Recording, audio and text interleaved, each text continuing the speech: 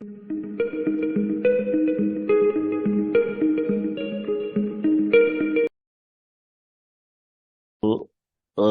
आज हम कल कल हमने किया था, कहाँ तक किया था? तो आज हमारे वेब डेवलपमेंट का डीआईटी सेकंड सेमेस्टर का जो है ये सेकंड सेशन स्टार्ट हो रहा है। अच्छा जी। ये हमारे पास सभी सेकंड आज हमारी क्लास है वेब डेवलपमेंट की। तो कल हमने जब फिनिश किया था तो एथिक्स तक हमने पढ़ा था। यहीं तक पढ़ा था ना हमने?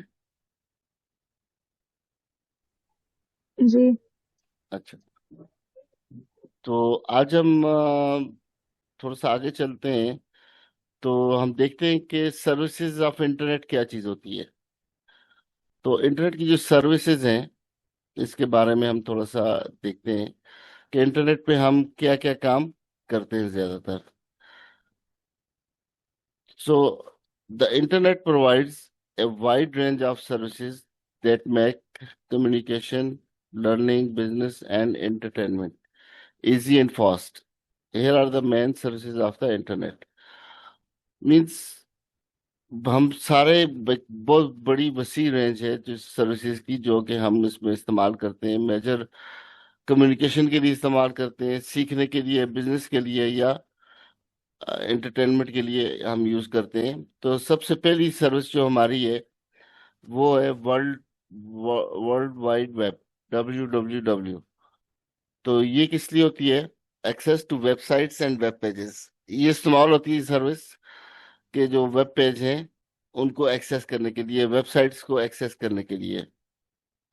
और उसमें हमारे पास वेबसाइट्स पे क्या होता है? हमारे पास इंफॉर्मेशन होती है, एंटरटेनमेंट होती है, ठीक है, एजुकेशन के लिहाज से, और हर एक जो भी आप करना चाहें। फॉर एग्जांपल गूगल है जिसपे हम इंफॉर्मेशन सर्च करते हैं, विकिपीडिया पे इंफॉर्मेशन सर्च करते हैं, यूट्यूब पे हम लर्निंग भी करते हैं और एंटरटेनमेंट भी करते हैं उस पे। दूसरे नंबर पे हमारे पास है ईमेल। अगर हमारे पास इंटरनेट नहीं है तो हम ईमेल को भी इस्तेमाल नहीं कर सकते। तो ईमेल हमारे लिए किस लिए है कि इंस्टेंटली मैसेज भेजना और रिसीव करना होता है, डॉक्यूमेंट्स भेजने हैं, इमेजेस भेजने हैं, फाइल्स भेजनी है। और मोस्ट लाइकली हमारे पास कौन कौन से होते हैं? जीमेल है, याहू मेल है, हॉटमेल है, हमारे पास आउटलुक है। इसी तरह फिर अपने हमारी अपनी ईमेल्स भी होती हैं जो हम अपने एक्सचेंज सर्वर के थ्रू ईमेल भेजते हैं। हमारे अपने नाम की ईमेल होते हैं, अपनी हमारी अपनी डोमेन की ईमेल्स भी होती हैं। जैसे अब हमारी डोमेन इंस्टीट्यूट की है mviit.com। तो हम इस तरह का डोमेन नेम भी रख सकते हैं कि admin@mviit.com, या मेरे स्टूडेंट्स जितने भी हैं हर एक स्टूडेंट के अपने नाम से ईमेल एड्रेस हो। और आगे उसके MVIIT, जैसे आप google.com करते हैं, इस तरह हमारा अपना MVIIT.com, और पीछे हम हर एक स्टूडेंट का अपना ईमेल बना के दे सकते हैं हम उसको। इसी तरह फिर हमारे पास तीसरी सर्विस जो है हमारे पास है वो सोशल मीडिया।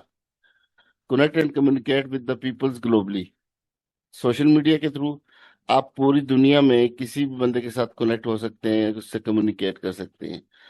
आप टेक्स्ट शेयर कर सकते हैं, इमेजेस शेयर कर सकते हैं, वीडियोस और अपडेट वगैरह उनसे ले भी सकते हैं, दे भी सकते हैं। जैसे मोस्ट पॉपुलर हमारे पास जो सोशल मीडिया प्लेटफॉर्म्स हैं उसमें फेसबुक है, इंस्टाग्राम है, व्हाट्सएप है, ट्विटर है, ठीक है। फिर उसके अलावा हमारे पास है इंस्टेंट मैसेजिंग या चैट करते हैं हम जिसपे। तो इसमें आप real time text and video communicate करते हैं। अब नॉर्मल फोन हुआ करते थे तो वीडियो के बगैर होते थे, फिर मोबाइल फोन आ गए। उसमें भी हमारे पास बस फोन में ये ऑप्शन हमें मिलती थी कि हम वीडियो फोन कर सकते हैं, वीडियो कॉल कर सकते हैं। लेकिन अब हमारे पास तो बड़ा आसान हो गया कि व्हाट्सएप पे, मैसेंजर पे, टेलीग्राम पे और इन सब चीज़ों के थ्रू हम वीडियो चैट भी कर सकते हैं, वीडियो कॉल भी कर सकते हैं। और ये सारे के सारे ये हमारी फोर्थ सर्विस है। फिफ्थ सर्विस है हमारे पास सर्च इंजन। ये क्या होते हैं? हमें कोई भी इंफॉर्मेशन ढूंढने में हेल्प करता है सर्च इंजन, और बहुत फास्ट हमें ढूंढ के इंफॉर्मेशन हमें ढूंढ के देता है। इसकी एग्जांपल जिसमें गूगल है, बिंग है, याहू भी है, डक डक गो है। इस तरह और भी बहुत सारे हमारे पास सर्च इंजन मौजूद हैं। फिर उसके बाद हमारे पास ऑनलाइन एजुकेशन, या जिसको हम ई लर्निंग कहते हैं। ठीक है। इसमें हमारे पास क्या है, कोर्सेज वगैरह। तो इसकी एक एग्जांपल आप ये भी ले सकते हैं कि जैसे मैं अभी आप लोगों की क्लास ले रहा हूँ, और ये मैं ऑनलाइन ले रहा हूँ। ठीक है, ये एक ई लर्निंग की या ऑनलाइन एजुकेशन की एक एग्जांपल आपके सामने इस वक्त लाइव चल रही है। कोर्सेज वगैरह आप स्टडी कर सकते हैं वीडियोस के थ्रू, या अटेंड वर्चुअल क्लासेस। जैसे ये हमारी वर्चुअल क्लास चल रही है, इसको आप अटेंड कर सकते हैं इस क्लास को। इसी तरह हमारे पास एंड एक्सेस एजुकेशनल मटेरियल, और आप कोई भी एजुकेशनल मटेरियल जो है उसको एक्सेस भी कर सकते हैं। ये हमारे पास अभी ई कॉमर्स, जिसमें हम ऑनलाइन शॉपिंग की बात करते हैं। अच्छा, ऑनलाइन एजुकेशन में हमारे पास कोर्सेरिया है, खान एकेडमी है, जूम, गूगल क्लासरूम्स वगैरह, इस तरह के हमारे पास प्लेटफॉर्म्स हैं। इंशाल्लाह हम अपना प्लेटफॉर्म भी हम जल्दी लॉन्च कर देंगे, जिसमें सारी वीडियोस वगैरह और हर चीज़ मौजूद होगी। अच्छा, इसी तरह फिर ई कॉमर्स ऑनलाइन शॉपिंग है हमारे पास, जिसमें बाय एंड सेल प्रोडक्ट्स और सर्विसेज ऑनलाइन हम कर सकते हैं। अ, जिसमें हमारे पास दराज है, अमेजोन है, ईबे, अली एक्सप्रेस, इस तरह की जितने भी हमारे पास हैं, ये हमारे ई कॉमर्स के स्टोर्स हैं। ठीक है। और तो ई कॉमर्स, और इसी तरह फिर हमारे पास अभी सबसे बेस्ट चीज़ है, पहले पहले हम जब इस्तेमाल करते थे, बैंक को जाना होता था तो हम चेक लेके जाते थे, फिर वहाँ पे काफ़ी लंबा टाइम हमें लगता था, और चेक कैश करवाते थे। अभी सब कुछ ऑनलाइन हो गया है। आप ऑनलाइन एक बंदे मतलब पैसे बेच सेंड भी कर सकते हैं, पैसे निकलवा भी सकते हैं। उसकी बेहतरीन एग्जांपल हमारे पास HBL कनेक्ट है, जेस कैश है, इजी पैसा है, और ये सारे हमारे पास इसकी बेहतरीन एग्जांपल्स हैं, जिसके जरिए हम फाइनेंस भी कर सकते हैं, और मनी को मैनेज भी कर सकते हैं, अपने बिल्स वगैरह भी। अब हमें कहीं जाने की जरूरत नहीं है कि बिल लाइन में खड़ा होना पड़ेगा बिल जमा करवाने के लिए। अब ऑनलाइन बिल, अपने कोई भी बिल पे कर सकते हैं। आपकी नेट का बिल है, टेलीफोन का बिल है, बिजली का है, गैस का है, कोई भी बिल है तो वो ऑनलाइन पे किया जा सकता है। ये हमारी 8वीं सर्विस थी, 8th सर्विस थी ऑनलाइन बैंकिंग की, जो कि हम इंटरनेट हमें प्रोवाइड करता है। 9th सर्विस हमारे पास है cloud storage and file sharing. पहले पहले क्या होता था कि जी हमें यहाँ से अगर फाइल्स कहीं भेजनी होती थी, तो हम हार्ड डिस्क पे डाल के उसको भेजते थे, या CD पे कॉपी करके भेजते थे दूसरी जगह पे, इसी तरह। लेकिन जब से इंटरनेट हमारे पास आया है, ऑनलाइन एक्सेस हमारे पास हो गए, तो हमारे पास आसान हो गया है कि हम अपनी फाइल्स को गूगल ड्राइव पे, ड्रॉप बॉक्स पे, वन ड्राइव पे, या अपनी कोई क्लाउड स्टोरेज बना के उस पर हम स्टोर कर सकते हैं। और फिर उसका एक्सेस हम किसी और को दे दें, पूरी दुनिया में कहीं पे भी वो उसको एक्सेस कर सकते हैं। ये एक बेहतरीन एग्जांपल हमारे पास क्लाउड फाइल शेयरिंग की और क्लाउड स्टोरेज की आ जाती है हमारे पास। फिर इसी तरह हमारे पास है स्ट्रीमिंग सर्विसेज, कि जिसमें मूवीज देखते हैं, म्यूजिक सुनते हैं, या गेम्स खेलते हैं ऑनलाइन। इसकी बेहतरीन एग्जांपल यूट्यूब है, नेटफ्लिक्स है, स्पॉटिफाई है हमारे पास। इसी तरह फिर हमारे पास वीडियो कॉन्फ्रेंसिंग, कि एक से ज्यादा आमने सामने जैसे हम बैठ के मीटिंग करते हैं, तो हम face to face over the internet भी हम मीटिंग कर सकते हैं। जैसे हम अभी ये जूम इस्तेमाल कर रहे हैं, ये भी उसी की एक बेहतरीन एग्जांपल आप समझ लें इसको। अच्छा, इसी तरह अ, उसमें जूम है, माइक्रोसॉफ्ट टीम है, गूगल मीट है, ये हम सारे इस्तेमाल करते हैं सॉफ्टवेयर। 11th सर्विसेज थी, तो अब 12th सर्विसेज जो है ब्लॉग्स, फोरम्स और न्यूज़ ग्रुप, कि हम अपने ओपिनियंस, आर्टिकल्स एंड डिस्कशंस जो हैं वो मुख्तलिफ टॉपिक्स के ऊपर शेयर कर सकते हैं इंटरनेट पे। अपनी वेबसाइट बना के उस पर भी डाल सकते हैं, दूसरों की वेबसाइट पे भी डाल सकते हैं। जैसे उसके ब्लॉगर्स होते हैं, रेडिट होता है, कोरा, इन सब पे हम ये इंफॉर्मेशन शेयर करते हैं लोगों के साथ। तो ये हमारी क्या है, सर्विसेज ऑफ इंटरनेट थी हमारे पास। ठीक है। अभी ये एक की डिफरेंस आ गया उसके दरमियान में, सॉरी ये तो पुरानी स्लाइड है। ये है हमारे पास एक सर्विसेज ऑफ इंटरनेट के ब्राउजिंग वेबसाइट, हम ब्राउज करते हैं websites, email, social media, messaging, ये सारी चीजें हमने एक एक करके देख ली हैं। यहाँ पे एक उसके समरी टेबल दिया गया है। अब हम आते हैं, हम बार बार बात कर रहे हैं वेबसाइट वेबसाइट वेबसाइट। तो वेबसाइट हमारे पास आती किस तरह है? तो वेबसाइट हमारे पास आती है, हम उसको कैसे देखते हैं? हम ब्राउजर के थ्रू देखते हैं। वेब ब्राउजर जिसको हम बोलते हैं, ब्राउजर के थ्रू देखते हैं। तो web browser is a software application that allows you to access and view websites on the World Wide Web। कि आप www को यूज करते हुए पूरी दुनिया में वेबसाइट्स को एक्सेस करते हैं। और ये एक सॉफ्टवेयर होता है, ठीक है, एप्लीकेशन सॉफ्टवेयर है, वेब ब्राउजर, जिसके थ्रू हम पूरी दुनिया में कहीं पे भी वेबसाइट को एक्सेस कर लेते हैं। इट कनेक्ट्स योर कंप्यूटर और mobile device to the internet and display the web pages written in HTML, CSS and JavaScript। At the end हमने जाना, हमने भी HTML, CSS और JavaScript की तरफ से सीखने के लिए, लेकिन बेसिक ये जो चीज थी हमारे पास, ये वो यही चल रही है।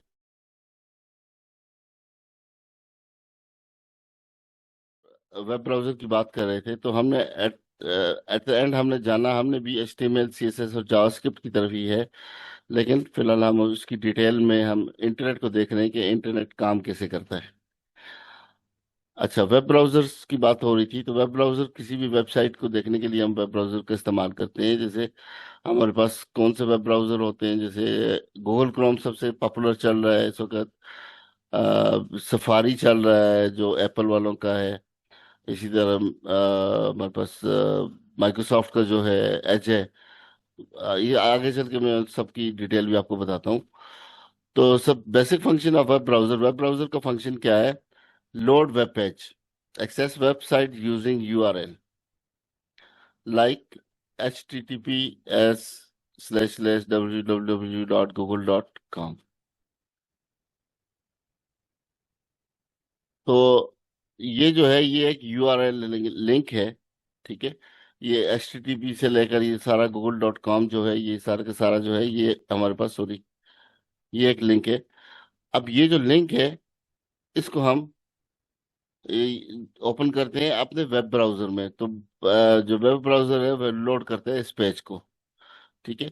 फिर वो क्या करता है? वो ट्रांसलेट करता है, इंटरप्रेट करता है HTML, CSS और JS में जो कोड लिखा होता है, उसको रीडेबल फॉर्मेट में, मतलब उसको जो बंदा अब देखने वाला है, जब आप करेंगे तो नॉर्मली आप HTML में लिखा हुआ कोड जो होगा वो आपको नहीं पता चलेगा कि ये वेबसाइट में कैसा शो करेगा। नॉर्मल उसमें वो कोडिंग की सूरत में होता है।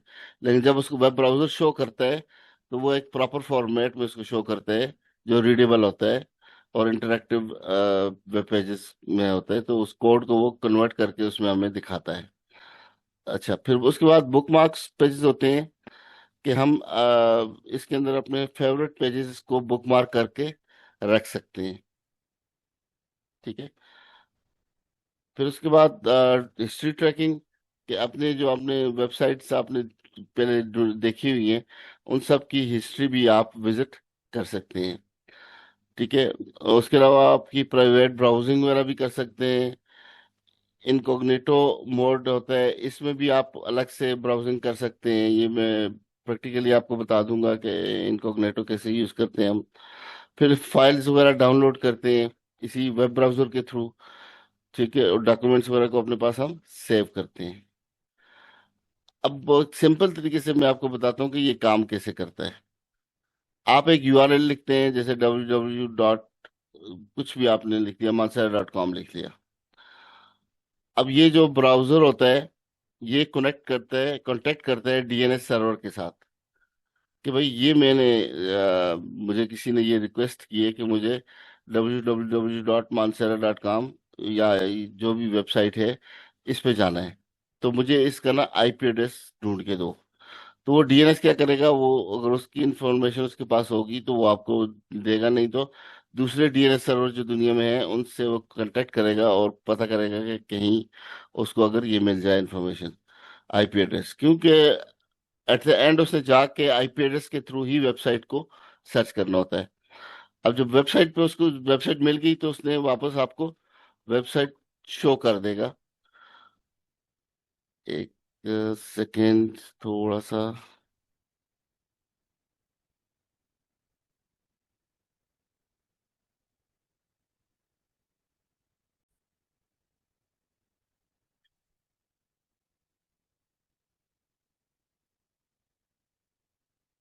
अच्छा, ये जो हमारे पास फिर डीएनएस पे जाके ढूंढता है, फिर वो रिक्वेस्ट जो होती है वो वेब सर्वर के पास, क्योंकि वेबसाइट जो होती है वो वेब सर्वर के पास पड़ी होती है, और वहां से वेब सर्वर क्या करता है, जो आपको वापस सेंड बैक करता है वो HTML CSS और JS फाइल्स को सेंड करता है, और ब्राउजर उनको रेंडर करता है, उनको ट्रांसलेट करता है, और हमें एक विजुअल पेज की सूरत में जो हमें वेब पेज नजर आते हैं वो हमें नजर आ जाते हैं। अच्छा, इस पर कौन कौन सी डिवाइसेस पे हम इसको ब्राउजर को देख सकते हैं? डेस्कटॉप पे, लैपटॉप पे, विंडोज में, मैक में, लिनक्स में, और मोबाइल डिवाइसेस में एंड्रॉयड है, iOS है, इन पे हम इसको देख सकते हैं वेब ब्राउजर्स को। पॉपुलर वेब ब्राउजर्स कौन से हैं? गूगल क्रोम है, ये फास्ट है, सिक्योर है, और बहुत सी चीज़ों को सपोर्ट करता है, एक्सटेंशंस को। मोजिला फायरफॉक्स है, ओपन सोर्स है, कस्टमाइजेबल है, ठीक है, और प्राइवेसी फोकस है ये मोजिला। इसी तरह माइक्रोसॉफ्ट एज है, ठीक है, ये भी फास्ट और सिक्योर है, ये माइक्रोसॉफ्ट विंडोज के साथ आता है। सफारी है, जैसे क्रोम हमें डाउनलोड करना पड़ता है, मोजिला फायरफॉक्स हमें डाउनलोड करना पड़ता है, लेकिन माइक्रोसॉफ्ट एज जो है ये डाउनलोड नहीं करना पड़ता, ये विंडोज जैसे ही हम इंस्टॉल करते हैं ये साथ ही इंस्टॉल हो जाता है। इसी तरह एप्पल वालों का हमारे पास सफारी है, ठीक है, जब हम मैक ओएस यूज करते हैं तो उसमें हमारे पास ये इस्तेमाल होता है। ओपेरा सॉफ्टवेयर, ठीक है, ये एक अलग से ब्राउजर है, एक और कंपनी का ब्रेव है, ये भी एक अलग से कंपनी का बनाया हुआ ब्राउजर है। लेकिन हम नॉर्मली जो इस्तेमाल कर रहे हैं ये पहले चार जो है वो बहुत ज्यादा पॉपुलर हैं जो हम इस्तेमाल कर रहे हैं। अभी हम और आगे चलते हैं थोड़ा सा। अब हम एक बात हमने सुनी थी, वेब सर्वर क्या चीज होती है? A web server is a software and hardware system that stores, processes, and delivers web pages to the user via the internet using the HTTP and HTTPS protocol. Web server क्या होता है? ये एक hardware होता है, ये समझ लें आप, कंप्यूटर ही है, किस्म का कंप्यूटर ही है, लेकिन उसमें जो ऑपरेटिंग सिस्टम चल रहा होता है वो ऐसे सर्वर ऑपरेटिंग सिस्टम चल रहा होता है। और उसका काम क्या होता है, वो अपने पास होस्ट करता है, मतलब हो उसके पास सारी की सारी वेबसाइट्स पड़ी होती हैं, होस्ट हुई होती है उसके पास। जब भी हमें चाहिए होती है तो वो वेबसाइट वहां से उठाता है, और एक स्पेसिफिक आईपी के अगेंस्ट वो हमारे ब्राउजर में हमें वापस शो करता है। ये हार्डवेयर और सॉफ्टवेयर दोनों का कॉम्बिनेशन होता है वेब सर्वर जिसको हम बोलते हैं। आजकल खैर वर्चुअल वेब सर्वर्स भी आ गए हैं, लेकिन बैकएंड पे उसके भी हार्डवेयर तो चल ही रहा होता है। अच्छा, what does web server do? क्या कर सकता है एक वेब सर्वर? वेब सर्वर क्या करता है, स्टोर्स वेबसाइट फाइल्स। जितनी भी वेबसाइट की फाइल्स होती हैं ये वेब सर्वर अपने पास स्टोर करता है।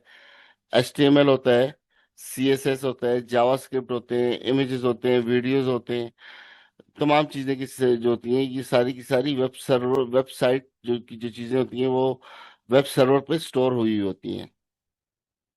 फिर दूसरा काम इसका क्या है, कि जब भी कोई URL हम ब्राउजर में डालते हैं, कोई लिंक हम ब्राउजर में डालते हैं, तो वो सर्वर के पास रिक्वेस्ट जाती है और वो उसको एंटरटेन करता है, उस हैंडल करता है उस रिक्वेस्ट को।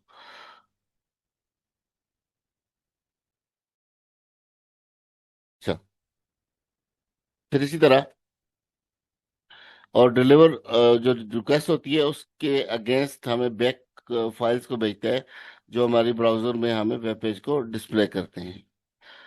ये फिर आगे थोड़ी सी इसकी एग्जांपल में आपको यहाँ पे शो कर रहा है कि कैसे एक वेब सर्वर काम करता है। यूजर टाइप करता है URL, अब ब्राउजर उसको HTTP या HTTPS के थ्रू रिक्वेस्ट को सेंड करता है सर्वर के पास। सर्वर उस रिक्वेस्ट को रिसीव करता है, फाइंड करता है, और फिर प्रॉपर जो फाइल्स है वो वापस ब्राउजर में डिस्प्ले करने के लिए भेज देता है। ये उसकी एग्जांपल्स नीचे इसी तरह बताई हुई हैं। Types of web servers.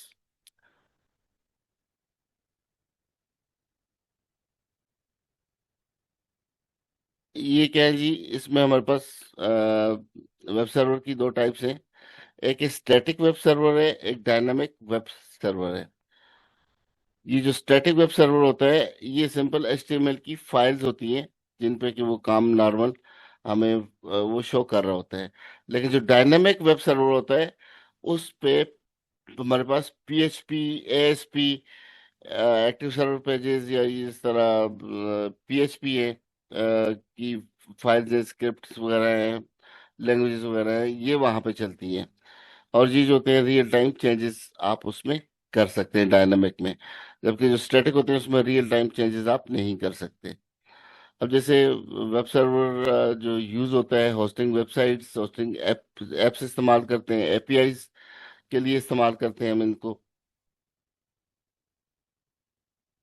और फिर इसमें सिक्योरिटी फीचर्स होते हैं, SSL, TLS for HTTPS, firewalls, access control, rate limiting, के ये सारी की सारी सिक्योरिटी होती है कि आपकी वेबसाइट को कोई दूसरा बंदा हैक ना कर सके।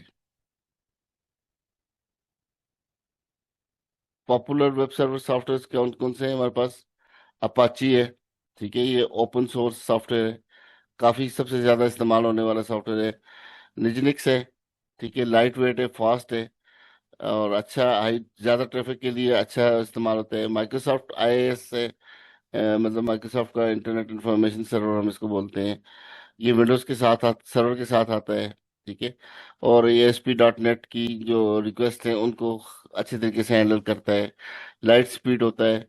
ये एक अलग से वेब सर्वर है, और टॉम कैट हमारे पास एक अलग से ये वेब सर्वर है। अच्छा,